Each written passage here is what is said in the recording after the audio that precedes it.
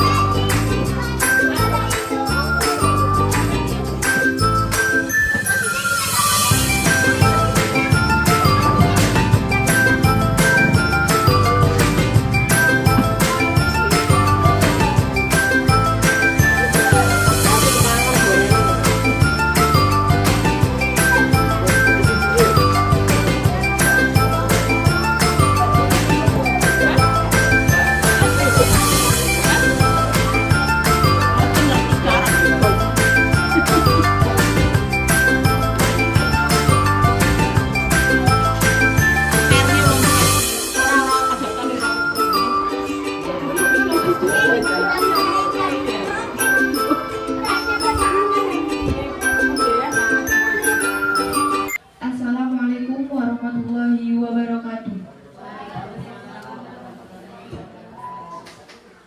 Pada hari ini kita akan bersama-sama mengikuti kegiatan pemaparan dengan judul Diseminasi Budaya Positif.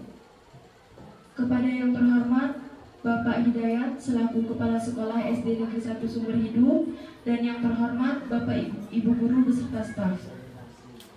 Di sini saya Mimah Nur Aini sebagai moderator pada siang hari ini. Sebelumnya saya informasikan bahwa acara ini terbagi dalam 2 sesi. Sebelum pemaparan sesi pertama, marilah kita dengarkan sambutan dari Bapak Sekolah SD Negeri 1 Sumber Hidup. Kepada Bapak Hidayat SPD MSI dipersilahkan.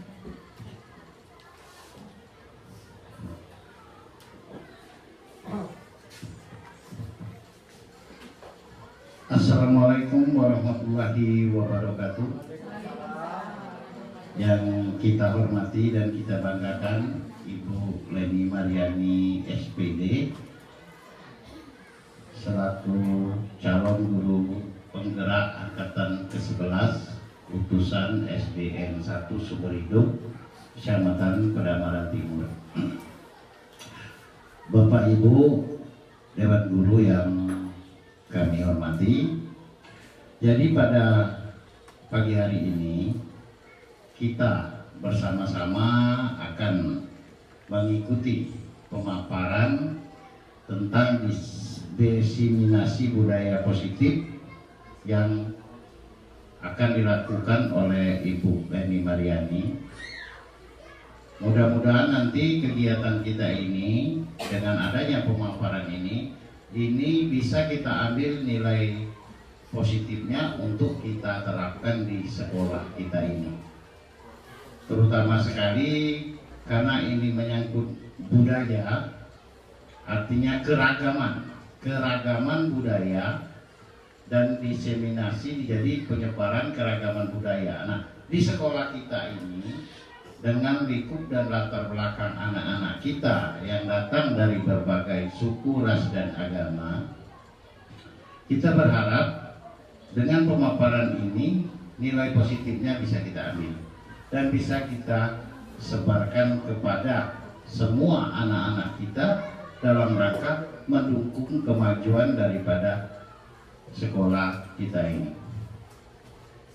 Kemudian yang kedua, dengan adanya pemaparan ini, kita berharap juga dapat memotivasi Bapak Ibu guru yang hadir di sini yang belum menjadi guru penggerak untuk tergugah bahwasanya pemaparan materi ini akan berlangsung terus-menerus yang dibagikan kepada kita yang ada di sekolah ini, yang nilai positifnya akan kita ambil bersama-sama demi kemajuan sekolah kita ini.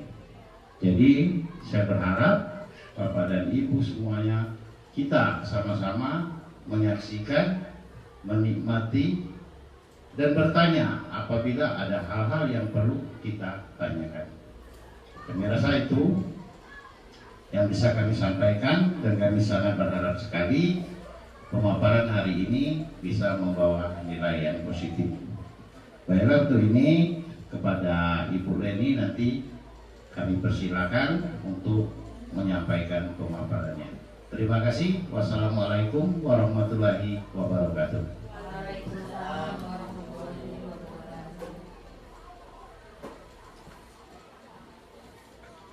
Kepada beliau diucapkan terima kasih. Assalamualaikum warahmatullahi wabarakatuh. Sebelum kita mengikuti pemaparan saya, sekarang kita akan melakukan ice breaking.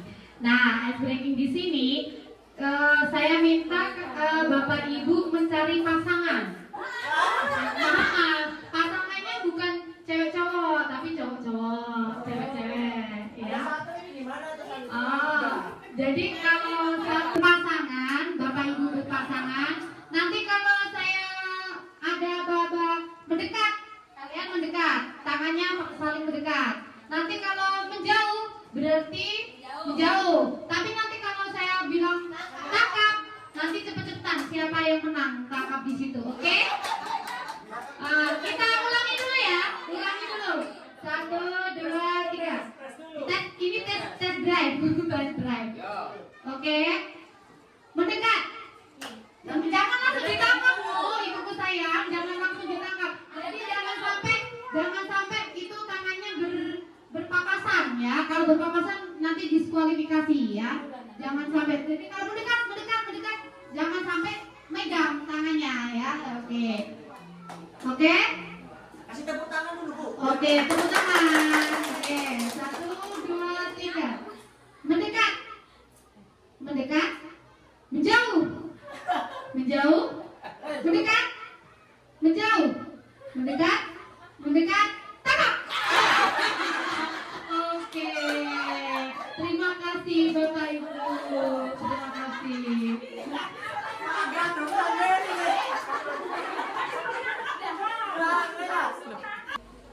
Selanjutnya sesi yang pertama yaitu pemaparan materi oleh narasumber, dan yang kedua yaitu sesi tanya jawab. Selanjutnya marilah kita simak bersama pemaparan dari narasumber kita yaitu Ibu Leni kepada Ibu Leni Mariani selaku calon guru penggerak angkatan 11 dipersilahkan.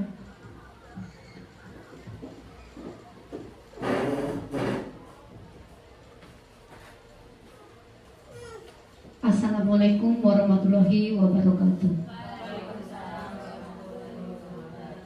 Terima kasih atas kesempatannya. Hari ini saya akan memaparkan tentang diseminasi budaya positif.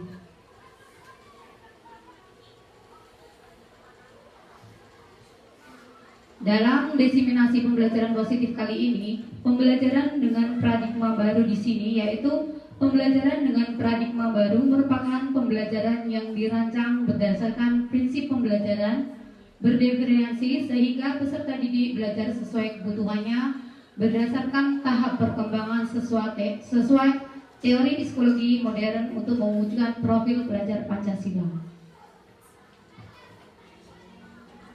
Miskonsepsi tentang teori kontrol, ilusi guru mengontrol murid. Di sini bahwa guru sering berilusi bahwa Semua penguatan positif efektif dan bermanfaat. Ilusi bahwa kritik dan membuat merasa bersalah mampu menguatkan karakter. Ilusi bahwa orang dewasa berhak memaksa. Dan di sini miskonsepsi tentang teori kontrol ini sangat berpengaruh ke selanjutnya. Perubahan paradigma stimulus respon ke pendekatan teori kontrol. Stimulus respon di sini tentang dunia, yaitu teori kontrol tentang dunia nyata. Jadi stimulus di sini angan-angan kita, realitas kebutuhan kita sama. Dan di situ teori kontrol tentang dunia itu realitas kebutuhan itu berbeda, perbedaannya. Terus yang kedua, semua orang melihat hal yang sama, padahal setiap orang itu memiliki gambaran yang berbeda. Kita mencoba mengubah orang agar berpandangan sama dengan kita, tetapi kenyataannya kita berusaha memahami pandangan orang lain tentang dunia itu berbeda. Kemudian perilaku buruk dilihat sebagai suatu kesalahan. Semua perilaku memiliki tujuan. Orang lain bisa mengontrol saya. Teori kontrol tentang dunia nyata itu hanya ada yang bisa mengontrol diri Anda sendiri. Dan stimulus saya bisa mengontrol orang lain. Di sini teori kontrol tentang dunia nyata itu Anda tidak bisa mengontrol orang lain di sini. Karena yang bisa mengontrol itu adalah diri kita sendiri. Dan yang terakhir, pemaksaan. Pemaksaan ada pada saat kolaborasi dan konsensus di sini. Next, Pak. Dan terciptalah di sini disiplin positif. Disiplin berasal dari kata disiplin, yang artinya belajar. Disiplin mengacu pada disiplin diri yang memiliki tanggung jawab terhadap apa yang dilakukan berdasarkan nilai-nilai yang diyakini. Disiplin positif merupakan salah satu cara penerapan disiplin yang bertujuan untuk menumbuhkan kesadaran serta membudayakan peserta didik tanpa imbalan penghargaan, ancaman, atau hukuman. Sebagai pendidik, tujuan kita adalah menciptakan peserta didik yang memiliki disiplin diri sehingga mereka berperilaku mengacu pada nilai-nilai kebajikan, universal, dan memiliki motivasi intrinsik dalam perubahan perilaku ke arah yang lebih baik. Nah, di sini ada nilai-nilai kebajikan. Nilai yang disepakati bersama lepas dari suku bangsa, agama, bahasa, maupun latar belakang. Dan kita sudah mempunyai contoh nilai kebajikan di institut organisasi yang sering kita lakukan di sekolah kita, yaitu profil pelajar Pancasila, yaitu kebajikan salah satu kebajikan institut organisasi, yaitu isi dari nilai tersebut, yaitu profil pelajar Pancasila memiliki nilai beriman, bertakwa kepada Tuhan Yang Maha Esa, dan berakhlak mulia, mandiri, bernalar kritis, berkebinekaan, berglobal, bergotong royong, dan kreatif. Dan contoh lain yaitu Ibu Primary Years Program (PYP), yaitu nilai kebajikannya yaitu sikap murid, toleransi, rasa hormat, integritas, mandiri, menghargai, antusias, empati, keingintahuan, kreativitas, kerjasama, percaya diri, dan komitmen.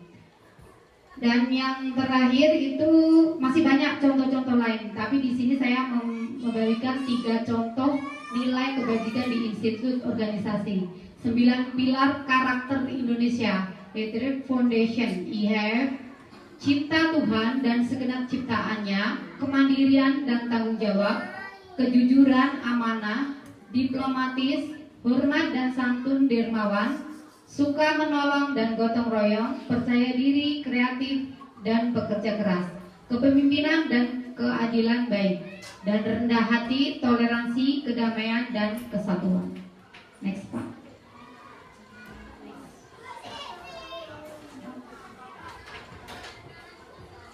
Nah, di sini ada kebutuhan dasar manusia, terdiri dari 5 kebutuhan dasar manusia. Apa sih di sini kebutuhan dasar manusia itu? Kebutuhan dasar manusia adalah segala sesuatu yang kita lakukan untuk mendapatkan apa yang kita inginkan. Seluruh tindakan yang kita lakukan memiliki tujuan tertentu dan usaha terbaik bagi kita agar kebutuhan kita itu terpenuhi. 5 kebutuhan dasar manusia. Yang pertama yaitu bertahan hidup. Yang kedua, kasih sayang. Yang ketiga, kebebasan. Yang keempat, kesenangan. Dan yang kelima, penguasaan.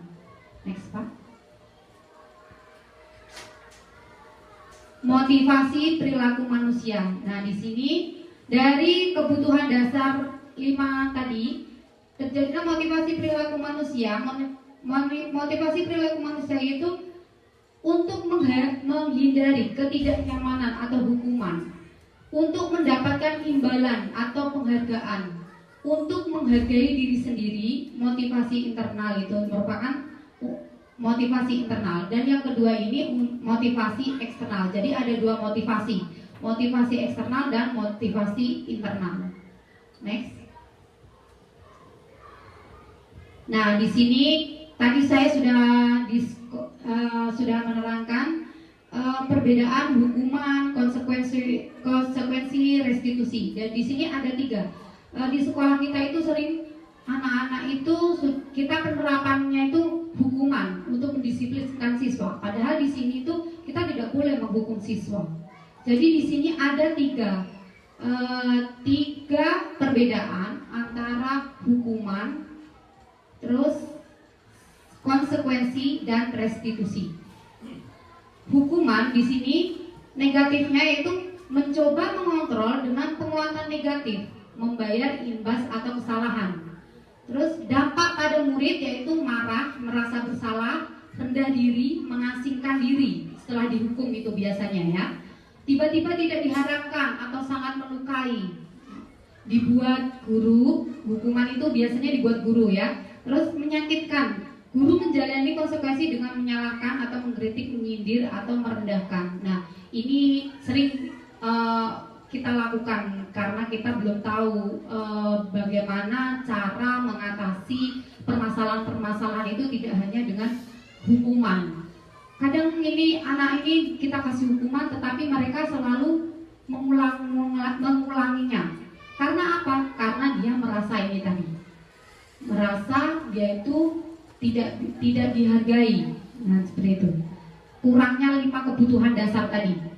Jadi di sini konsekuensinya mencoba mengontrol anak dengan penguatan positif.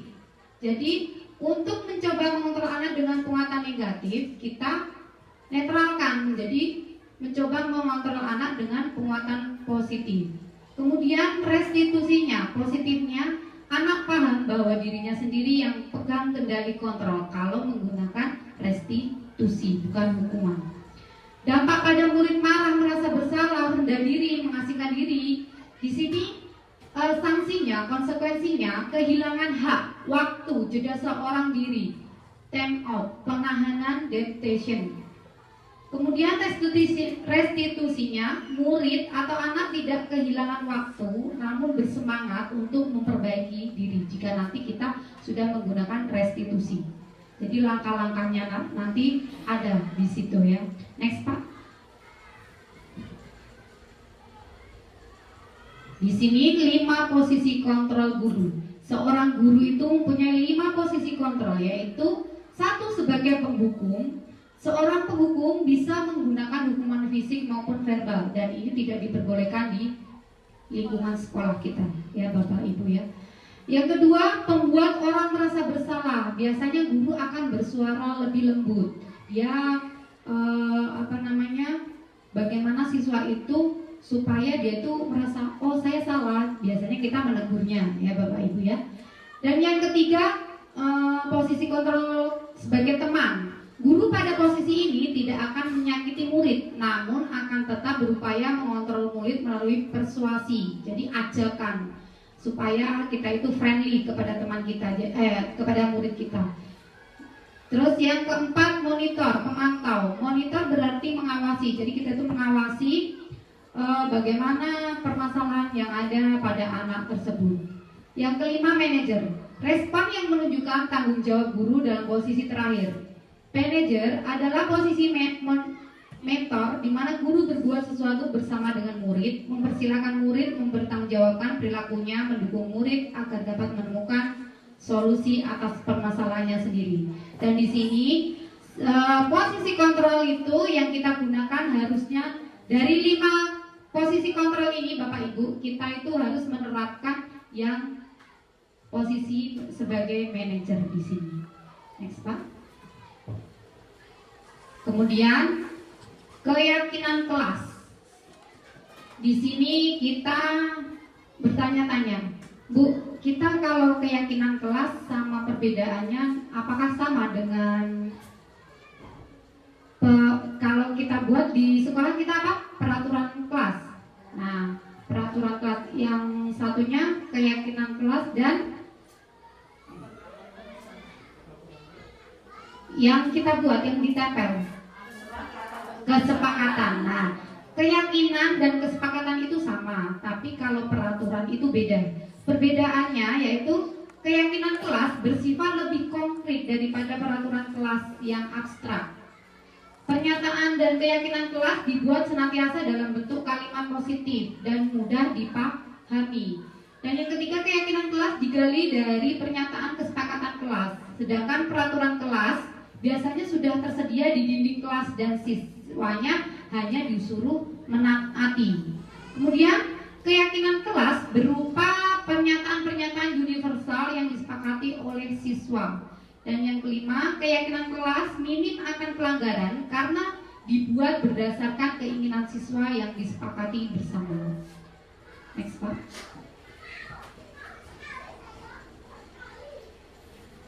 Nah, di sini ada segitiga restitusi. Tadi saya sudah menyinggung tentang restitusi. Restitusi di sini ini adalah suatu proses dialog yang dijalankan oleh guru agar dapat menghasilkan murid yang mandiri dan bertanggung jawab.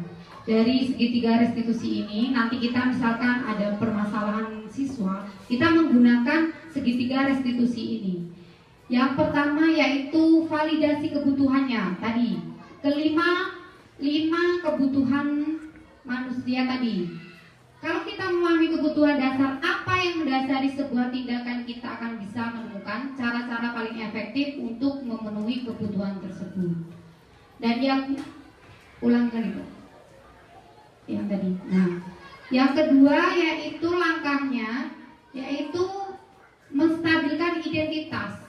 Mengubah identitas anak dari orang yang gagal karena melakukan kesalahan menjadi orang yang sukses. Di sini pernyataannya kita bisa menyatakan tentang menanyakan kepada siswa yaitu setiap orang pasti pernah melakukan kesalahan.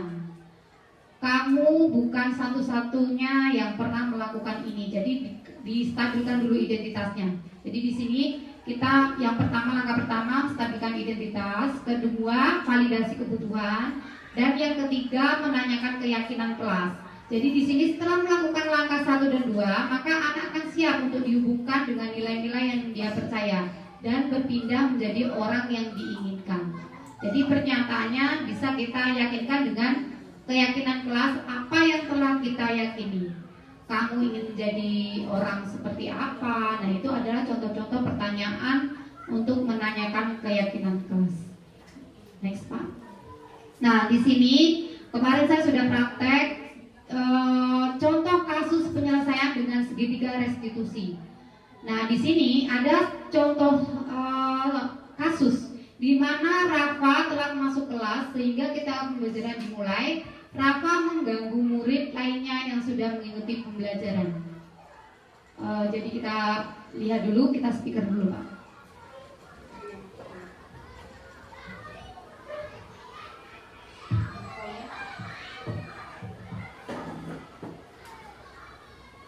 Kita simak dulu.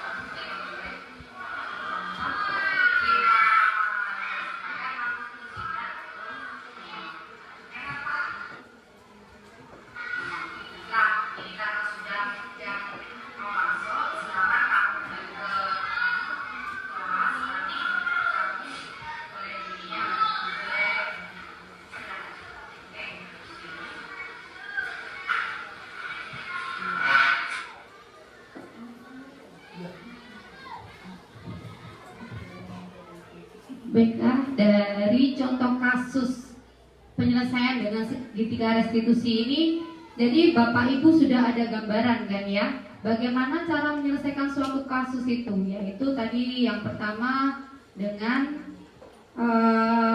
langkah pertama yang dilakukan pada segitiga restitusi, yakni pada bagian dasar segitiga adalah menstabilkan identitas. Jika anak berbuat salah, maka ada kebutuhan dasar mereka yang tidak terpenuhi. Jadi kita harus menanyakan kebutuhan, kita cari tahu dulu kebutuhan dasar apa yang mereka tidak terpenuhi. Misalkan tadi terlambat masuk kelas karena mereka main game gitu kan, kemalaman. Jadi dia itu kebutuhan dasarnya itu apa? Tadi kesenangan, dia butuh kesenangan. Jadi kita cari kesenangan itu, kita luruskan dengan cara menasehati anak mana itu perbuatan yang kurang baik dan mana yang baik, seperti itu. Dan yang kedua, langkah kedua yaitu memvalidasi tindakan yang salah. Konsep langkah kedua adalah kita harus memahami kebutuhan dasar yang mendasari tindakan anak berbuat kesalahan. Jadi menurut teori kontrol semua tindakan manusia, baik atau buruk, pasti memiliki maksud tujuan tertentu. Ketika kita menolak anak berbuat salah, dia akan tetap dalam masalah. Yang diperlakukan adalah kita memahami alasan melakukan hal tersebut, sehingga anak merasa dipahami. Terus yang ketiga, langkah ketiga yaitu menanyakan keyakinan. Tadi ya, jadi saya sudah berusaha menanyakan keyakinan. Kita munculkan keyakinan kelas yang kita buat, yang kita sepakati bersama itu apa. Jadi nanti murid atau peserta didik itu bisa menggali keyakinan kelas yang mereka buat. Jadi tahu, oh kesalahan saya itu tadi di poin ini. Jadi dia itu merasa bersalah dan tidak merasa di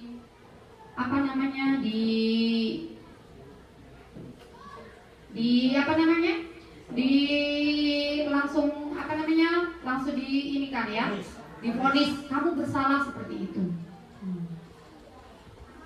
Baiklah, dari kesimpulan, dalam penerapan program disiplin positif, hendaknya guru memiliki standar kepribadian profesional dan sosial yang baik, di mana guru mampu merefleksi dirinya dalam posisi kontrol saat ini.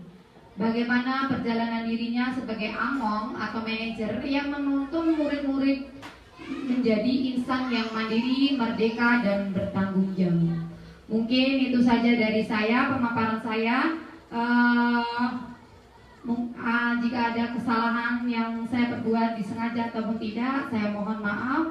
Akhir kata, wabillahi taufiq wal hidayah. Wassalamualaikum warahmatullahi wabarakatuh.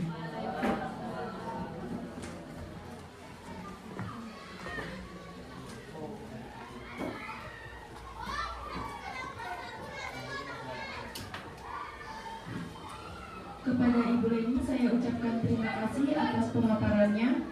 Selanjutnya kita masuk di sesi tanya jawab. Untuk sesi tanya jawab di sini saya akan memberikan kesempatan untuk 3 orang penanya terlebih dahulu. Baiklah, untuk Ibu atau Bapak yang ingin bertanya dipersilakan.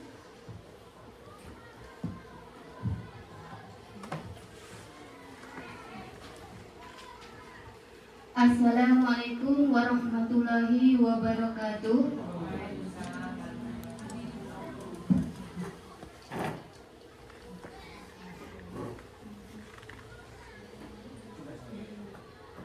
Kenalkan, nama saya Ika Wulandari. Di sini saya akan bertanya tentang disiplin positif.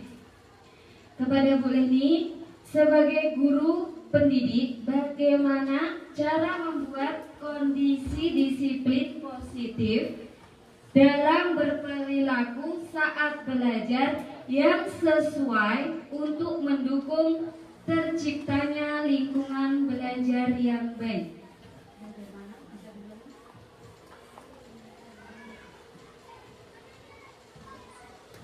Sekian dari saya. Wassalamualaikum warahmatullahi wabarakatuh. Untuk selanjutnya, pertanyaan kedua.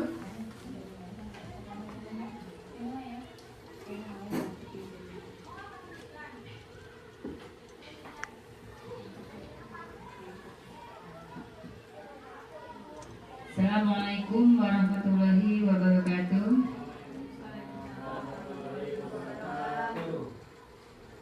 Perkenalkan, saya Parjim SPDGR. Di sini saya akan bertanya kepada Bu Leni, calon CGP, apa yang membedakan peraturan dan keyakinan kelas? Peraturan kelas itu apa dan keyakinan kelas itu apa perbedaannya? Sekian, terima kasih. Assalamualaikum warahmatullahi wabarakatuh. Pertanyaan selanjutnya. Assalamualaikum warahmatullahi wabarakatuh. Perkenalkan, nama saya Husnul Khatimah SPD. Yang ingin saya tanyakan, apakah segitiga restitusi dapat diterapkan di lingkungan rumah, khususnya untuk wali murid dalam menyelesaikan masalah? Itu saja, terima kasih. Wassalamualaikum warahmatullahi wabarakatuh.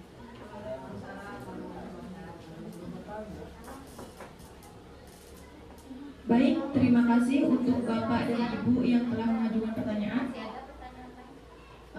Masih ada yang mau menambahkan pertanyaan?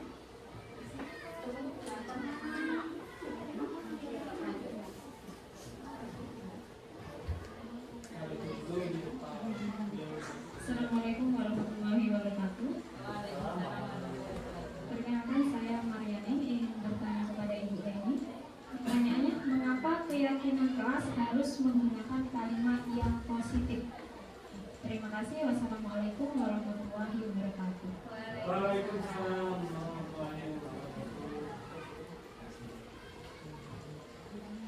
Kepada Ibu Ning, terima kasih. Dan selanjutnya untuk Ibu Leni dipersilakan untuk menjawab.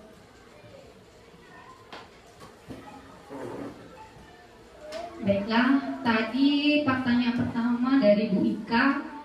Sebagai guru pendidik, bagaimana cara membuat kondisi disiplin positif dalam berperilaku saat belajar yang sesuai untuk mendukung terciptanya lingkungan belajar yang baik? Di sini disiplin positif itu tadi kan penerapannya ya Bu ya. Jadi kita itu menerapkan ke siswa itu dengan contoh-contoh yang konkret. Jadi siswa itu akan terbiasa dengan keyakinan mereka. Jadi penyebarannya itu tidak harus kita memaksa. Dan karena apa? Kalau kita memaksa itu biasanya itu masuknya ke peraturan. Jadi untuk guru pendidik, bagaimana cara membuat kondisi disiplin positif dalam berperilaku saat belajar yang sesuai untuk mendukung terciptanya lingkungan belajar yang baik, yaitu dengan cara penerapan budaya positif ke dalam pembelajaran dalam kehidupan sehari-hari, pembelajaran sehari-hari seperti itu. Terus yang kedua, pertanyaan dari Bu Parjim, yaitu pertanyaannya tadi, apa perbedaan keyakinan kelas ya Bu ya? Keyakinan kelas dan kesepakatan. Jadi keyakinan kelas di sini dibuat bersama antara guru dan siswa untuk menciptakan lingkungan belajar yang positif dan produktif di dalam kelas. Sedangkan peraturan kelas di sisi lain biasanya dibuat oleh guru tanpa melibatkan siswa. Jadi perbedaannya di situ. Kalau keyakinan kelas itu dibuat oleh guru dan siswa, sedangkan peraturan kelas itu dibuat oleh guru tanpa melibatkan siswa. Dan yang ketiga, pertanyaan dari Bung Husnul, apakah segitiga restitusi itu dapat diterapkan di lingkungan rumah atau tidak, seperti itu ya Bu ya. Jadi segitiga restitusi ini dapat diterapkan di lingkungan rumah. Biasanya kita bisa menerapkan itu dengan orang tua wali murid ya. Jadi kita bisa ngobrol atau sharing kepada wali murid cara-cara lakukan segitiga restitusi ini. Jadi supaya apa? Anak di sekolah dan di rumah itu seimbang gitu. Terus saya tambahkan lagi, karena mendidik anak untuk memiliki karakter yang baik adalah tugas penting bagi setiap orang tua. Jadi semuanya itu harus sinkron antara sekolah dan di rumah. Kalau di sekolah saja sudah menerapkan seperti ini, tapi di rumah orang tuanya tidak bisa melaksanakan seperti itu, masih menuntut, masih menjas, jadi mereka tidak seimbang, maka akan kayak jomplang gitu ya Bu ya. Yang ketiga dari Ibu Mariani. Oh ya, maaf, keempat, kenapa keyakinan kelas itu disusun dengan kalimat positif, tidak kalimat negatif. Jadi kalimat negatif itu di sini tidak boleh membawa HP, tidak boleh membawa sampah pada tempatnya, tidak boleh. Karena apa? Di sini keyakinan harus disusun dengan jelas, mudah. Dalam keyakinan kelas sebaiknya menggunakan kalimat positif seperti tadi kan, tidak boleh membuang sampah sembarangan. Nah, itu bisa diganti dengan buanglah sampah pada tempatnya, seperti itu. Jadi seperti itu ya Bu Ning ya. Jadi kalimat positif lebih mudah dipahami dibandingkan kalimat negatif yang mengandung kata seperti, dilarang, atau tidak. Kesepakatan dapat diperbaiki dan dikembangkan berkala untuk mempermudah kesepakatan ditulis, digambar, atau disusun dengan rapi. Jadi Bapak Ibu mulai sekarang, dan misalkan kita awal pembelajaran itu kita sudah ya, sebagian saya lihat dari kelas 1 sampai kelas 6 kemarin kita sudah diskusi kelas kita mau dirancang apa, keyakinan kelas seperti itu sudah ada ya, kita tempel di kelas kita. Jadi siswa nanti supaya apa? Supaya tidak meminimalisir kesalahan mereka, karena keyakinan kelas itu tadi kan sudah saya terangkan, keyakinan kelas itu yang membuat guru dan siswa. Jadi siswa nanti kalau dia sudah membuat keyakinan tersebut, mereka akan sedikit sekali untuk kesalahan tersebut, seperti itu. Mungkin itu saja dari saya. Saya kembalikan kepada moderator.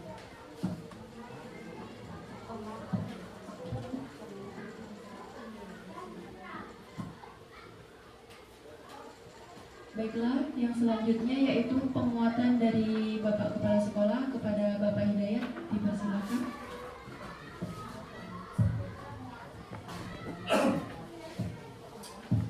Ya, terima kasih atas waktu yang diberikan kepada kami.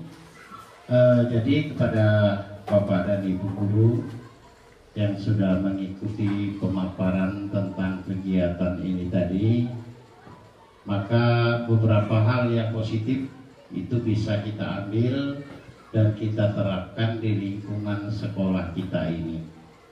Nah, jadi banyak hal. Jadi apapun bentuknya dari kegiatan-kegiatan yang dipaparkan tadi, itu semuanya bertujuan untuk meningkatkan proses pembelajaran baik guru maupun anak didik kita. Jadi adanya kesepakatan, adanya peraturan, adanya hukuman. Nah, dari sini kita belajar bahwasanya banyak hal dari pengembangan materi ini bisa dimasukkan ke dalam kegiatan pembelajaran di sekolah kita ini. Nah, kepada Ibu Reni Mariani, ya kami atas nama Kepala Sekolah beserta Dewan Guru ini mendukung sepenuhnya program-program seperti ini untuk tetap dilanjutkan di masa-masa berikutnya di sekolah kita ini, agar para dewan guru kita mendapat wawasan, mendapat tambahan, dan mendapat ilmu dalam pelaksanaan pembelajaran masa depannya. Itu saja mungkin yang bisa kami berikan. Sekali lagi kami ucapkan selamat kepada Ibu Reni Mariani. Semoga kegiatan ini dapat dilaksanakan berikutnya. Terima kasih.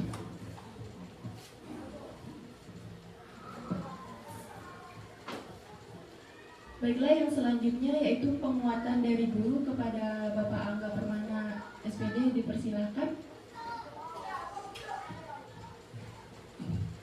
Ya, Assalamualaikum warahmatullahi wabarakatuh.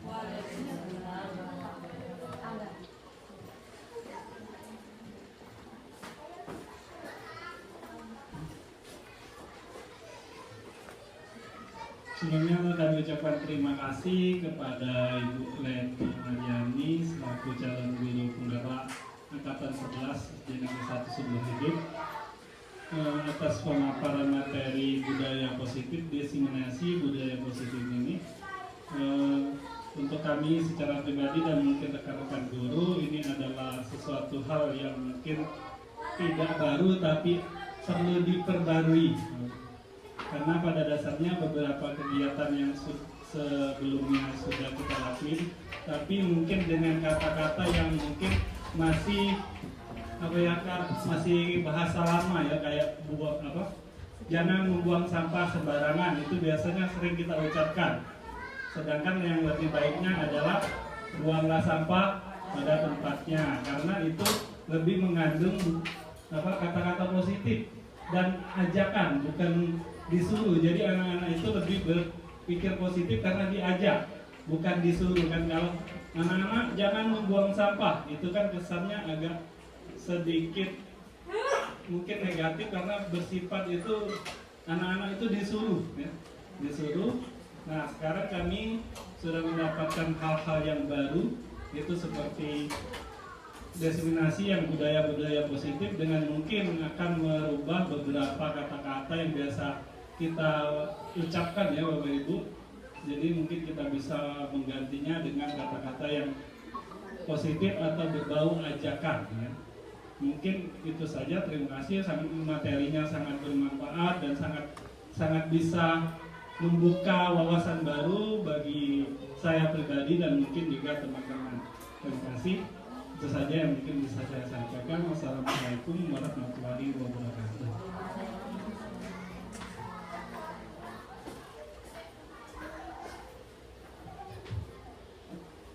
Yang selanjutnya yaitu penguatan dari guru kepada Ibu Panjiem, dipersilakan.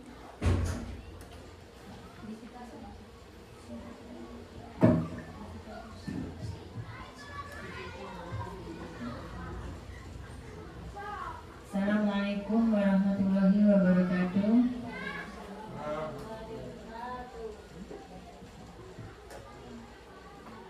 Di sini untuk diseminasi budaya positif yang telah dipaparkan oleh Bu Leni, yang bisa kita ambil bersama yaitu kita memberikan siswa itu disiplin positif, jangan berkata-kata yang negatif. Seumpama kita menyuruh siswa itu dengan kata-kata yang positif ya Bu, seperti yang tadi disampaikan oleh Bapak Angga juga, buanglah sampah pada tempatnya. Terus mungkin menurut saya juga ada kata, setiap menyuruh anak itu ada kata tolong ya. Jadi setidaknya anak itu dihargai, tidak harus dengan kata-kata yang seperti maki atau kasar. Kalau ada kata tolong, setidaknya mereka itu merasa bahwa mereka itu berguna, seperti itu.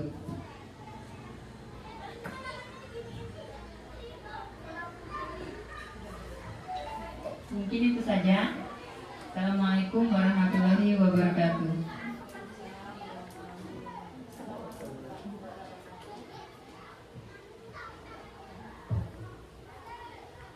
Yang selanjutnya yaitu kepada Ibu Rita, dipersilakan Bu.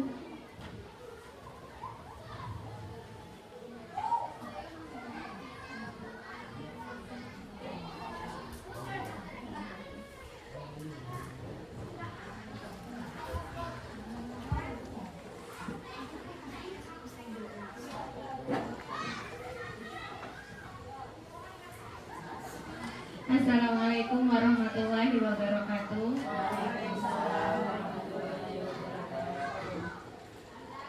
Pada kesempatan ini yang sudah disusun oleh Ibu Leni Mariani berkaitan dengan diseminasi budaya positif yang sudah diterapkan di SDN 1 Sumber Hidup. Kami sebagai guru jadi bisa mengerti bahwa ternyata selama ini ada beberapa hal negatif yang sering kita terapkan kepada anak didik kita. Seperti misalnya kita menyadari Bapak Ibu guru, ternyata tanpa kita sadari kita selalu mengucapkan kata-kata ancaman kepada anak didik kita, tanpa kita sadari bahwa itu sangat berdampak kepada anak didik kita.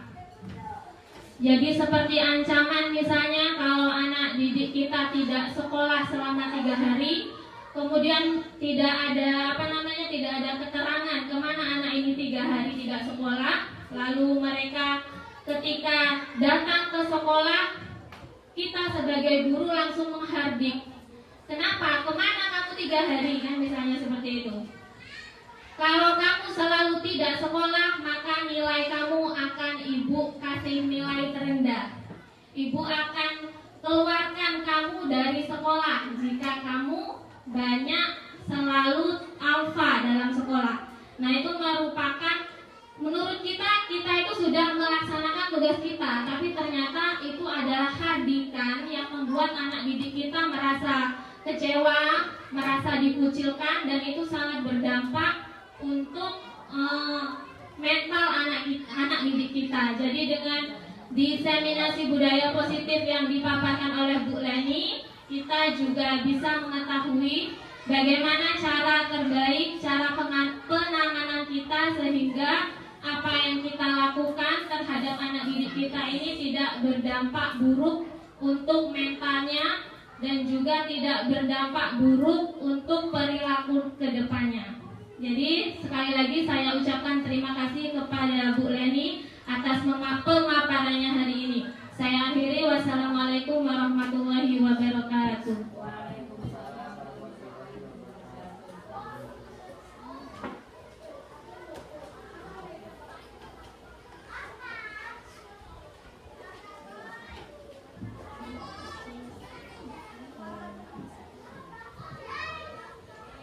Terima kasih kepada narasumber yang telah memberikan paparan yang sangat berharga bagi kita semua. Dengan adanya diskusi ini, kita dapat lebih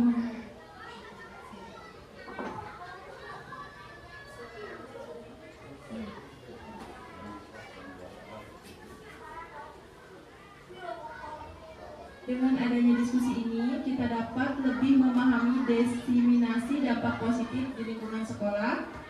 Terima kasih juga kepada para peserta yang telah aktif dalam sesi tanya jawab. Semoga diskusi ini dapat memberikan wawasan yang lebih mendalam dan menginspirasi kita untuk mengambil tindakan yang lebih baik dalam menangani masalah sosial. Selanjutnya yaitu kesimpulan yang akan disampaikan oleh Ibu Leni. Terima kasih. Tadi sudah rangkaian acara sudah kita lakukan, yaitu sesi pemaparan, terus tanya jawab dan penguatan. Terima kasih kepada rekan-rekan semua dan kepada kepala sekolah. Selaku kepala sekolah saya berterima kasih. Di sini saya akan memaparkan kesimpulan. Jadi pemaparan saya di sini yaitu dari kontrol positif, dari langkah-langkah segitiga restitusi dan penyelesaian persoalan-persoalan tadi kita bisa terapkan di SDN 1 Sumber Hidup ini ke dalam budaya positif di sekolah SDN 1 Sumber Hidup ini, supaya SDN 1 Sumber Hidup ini dapat mengaplikasikan budaya positif di lingkungan sekolah. Mungkin itu saja dari saya. Akhir kata, wabillahi taufiq wal hidayah. Wassalamualaikum warahmatullahi wabarakatuh. kepada Ibu Leni diucapkan terima kasih. Dengan demikian, saya mengakhiri sesi presentasi hari ini. Terima kasih atas perhatiannya dan partisipasinya. Wassalamualaikum warahmatullahi wabarakatuh.